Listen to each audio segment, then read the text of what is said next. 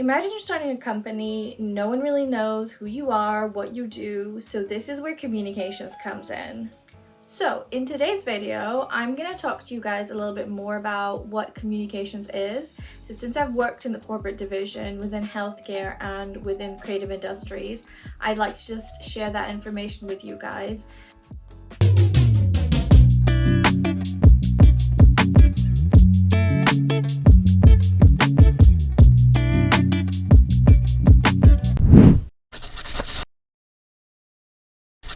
Hi everyone, and welcome back to the channel.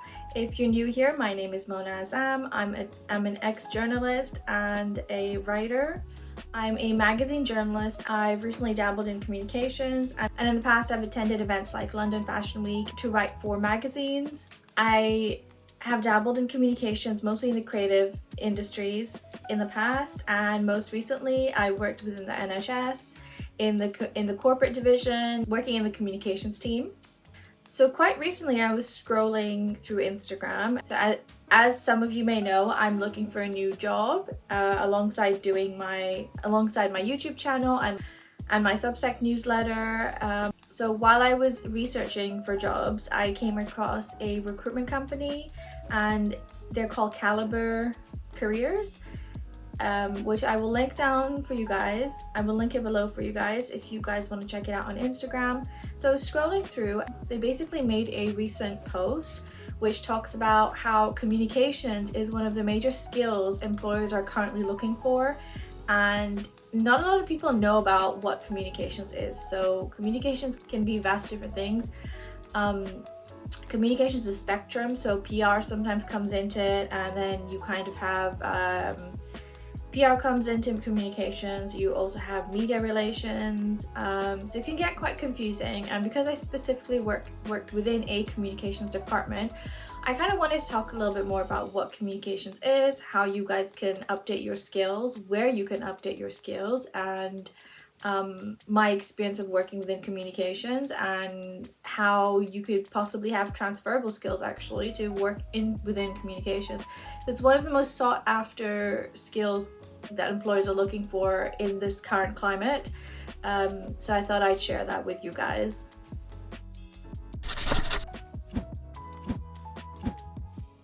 Cambridge Dictionary defines communications as a way of communicating with people. So it's an accurate definition. However, I found another definition which I think will be more relevant. So the plural definition, which I personally think is probably more relevant to what we are going to be talking about in this video, is the various methods of sending information between people and places. I'm gonna start with defining what PR is, just to separate that from communications. The thing with these type of roles is sometimes they're interchangeable. So even though I worked within a communications department, I was doing other roles like setting up events, and then I was doing editing as well, some editorial stuff. I was doing photography, I was doing lots of creative stuff, so it can actually vary. I've already given you an official definition of what communications is. So PR differs slightly. PR is basically a set of strategies on how to maintain brand image. PR is a set of techniques and strategies related to managing how information about an individual or company is disseminated to the public, and especially the media, primarily to maintain brand image, and it's mostly positive. So yeah, so that's the difference. Most communications will also have some PR within it, however it's not guaranteed. So basically if you're starting out in a new company, in a startup or something like that, or an independent small company, then I think you'd probably be doing everything all together, because usually within startups and small companies there's a lot of people doing a lot of different jobs. You're multitasking more, so communications, media, PR, all of that will be done mostly maybe by one or two people, in my personal experience. And it's kind of, there's barely any boundaries there within PR, media and communications, and it's kind of all the same thing sometimes. So yeah. You can also divide communications within two types of communications that you do. So there is reactive and then there's active communications.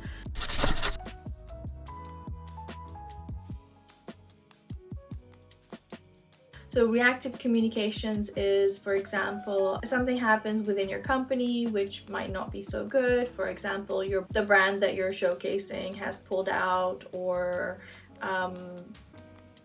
you know, your usual crisis management. You've put out something out there and it's not accepted by people, and there's a lot of criticism in an advert that you've done or something like that. So that, and you get a lot of backlash. So that would be more reactive, and that's something that you as a company have to react to. So you have to give a statement, and it kind of comes under maybe PR, like crisis PR. So that is part of communications, and that's more reactive communication. So you're reacting to what has actually happened. The other one is active. So active would be basically what I was doing within the NHS, which is we have International Women's Day coming up, and we need to create a campaign to showcase the women, the amazing women that work within the company, and then you do interviews, or you know, you create content out of that. So that's more actively looking for things that you can promote within the company. Another amazing thing is within research departments, or for example, if you're working in a lab and you're doing communications for the lab, you want to talk about the new research that they're doing, and you want to put that out there to show what difference that research is making. So things like that. So you're looking for things within the company, you're looking for content, you're looking for information that you can share with the outer world, which goes well with your brand values, and it showcases your company in a good way, in a good light, and it relates your brand image. So that's more active communications. Now, I was doing both within the NHS, and I was also doing both within my creative internships and the startup that I was working within. It just depends where you are, and depends on what comes up, and it really is just basically just depends on what's happening within the company and how your company works. I would say within my experience, you don't get that much reactive communications happening. You might have in a year maybe a couple. If you're very unlucky, you have quite a few, but it's mostly a lot of active communication, which basically is you're finding stuff that you can kind of relay out to your audience and get them to connect with you.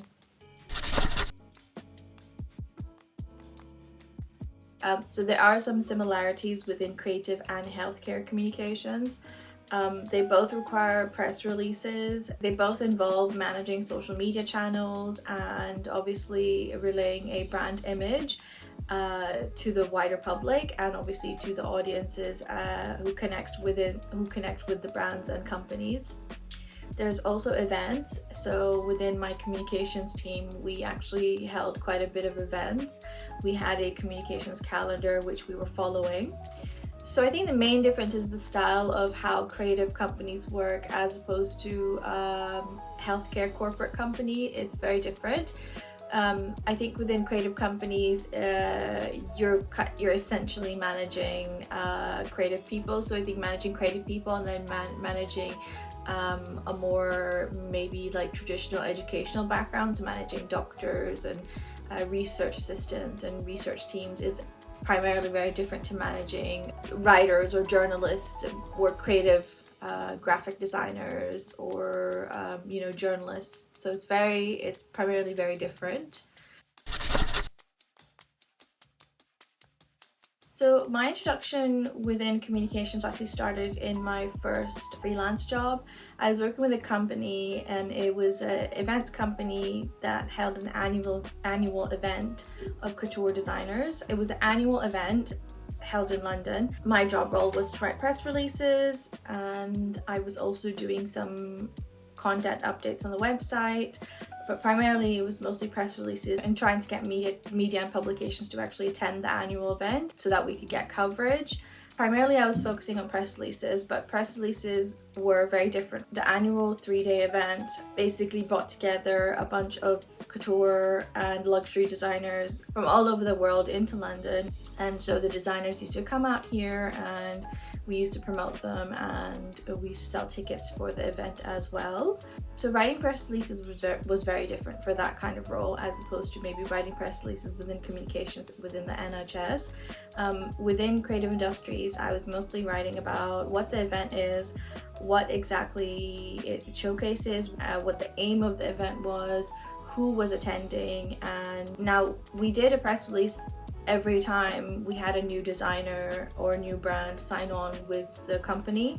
So there was a press release which we released every time a new designer came on board, and that's how it worked. So my second brush within communications, so this startup was called Fashion Compassion, and essentially it was an online luxury boutique which sold luxury handbags, and they were sourced from around the world. We're dealing with local and international media. But basically there seems to be a lot of focus on brand. When I was working within Fashion Compassion, I was part of the editorial department.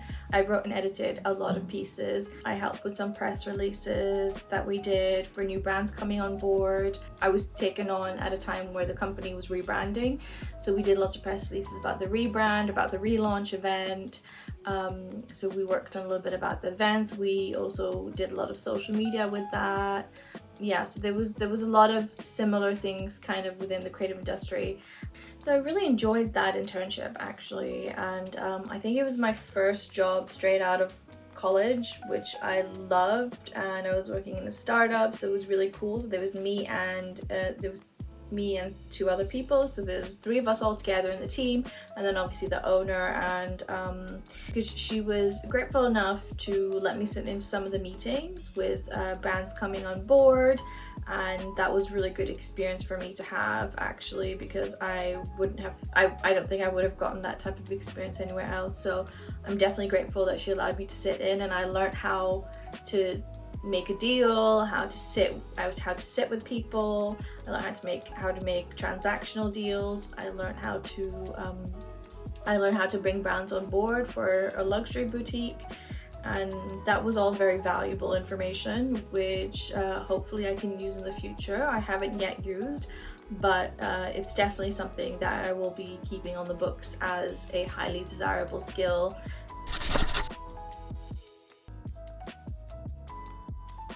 Helped a little bit with award submissions, and then there was a lot of kind of supporting and research. I also managed to do some press releases as well. It was a lot of intense work, which we had to do in very strict deadlines. So we sometimes had a week to complete a campaign.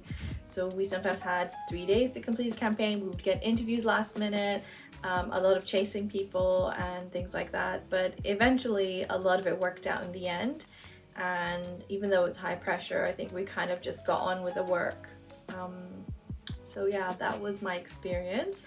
I wouldn't really change it for anything, but I think my time there was done, and it was time for me to move on career-wise. And as you know, I'm already looking for new jobs.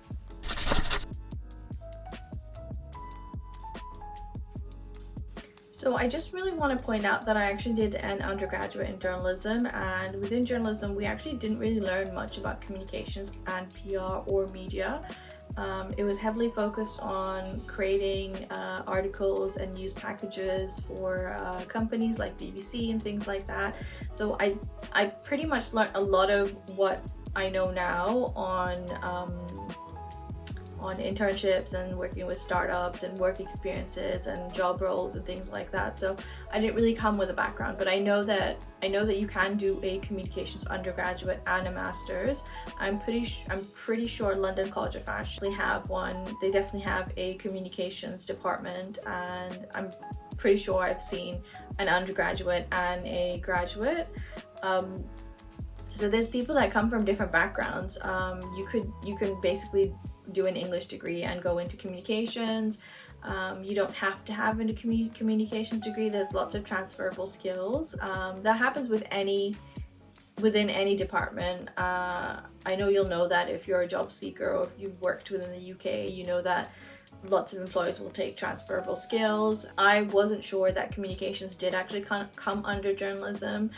but I realized that I had quite a few transferable skills, so I kind of decided to test out the waters for communications, and it went really well. I personally would prefer to do something like fashion communications because I think I come from that kind of background. I know it comes easy, and I genuinely enjoy fashion communication. I loved healthcare, but I think it's just, I didn't find that it was as exciting on a day-to-day basis personally. So if you are thinking about going into healthcare communications, I think it's a great job. If you can handle the pressure, that's great. And obviously working within the NHS, it's a really good experience, and I think if you live in the UK, it's definitely something that you have to try out if you're thinking of doing something in corporate. I think it's an amazing opportunity, and I wouldn't really change it for anything. But yeah, I would say have a think about it. If you're interested in going into communications, try both. So maybe get an internship with a startup and in their communications or editorial department and see how it works. There are a lot of communications jobs out there at the moment, so if you guys are looking, please apply. There's definitely limited jobs within fashion communication, and they're all very it's very difficult to find a specific fashion communication, so it will usually come under another department, so you really have to search and look for the jobs. So that part is a little bit difficult. But I think if your job is to find a job, which is my case at the moment, then it's easy to kind of create lists and things like that. Again, I use Notion and I use Excel. I'm currently going through recruitment companies, which I find much easier because I don't have to think about it, and they basically just send me the information, they send me the new jobs, and I go and I do interviews, which honestly is such an easy way to get a job, and it took me a long time to get there, and before that I was actually applying on my own. If you're hoping to work within communications, you definitely need you need an experience, you need work experience, but I think it genuinely comes quite easy once you're actually on the job. I think the only thing is, if you cannot handle stress, I wouldn't recommend working within a communications or in general a corporate division, because when I was working within the NHS, I didn't actually realize how stressed I was. So when I left, I realized, so when I started, I only had one or two white hair.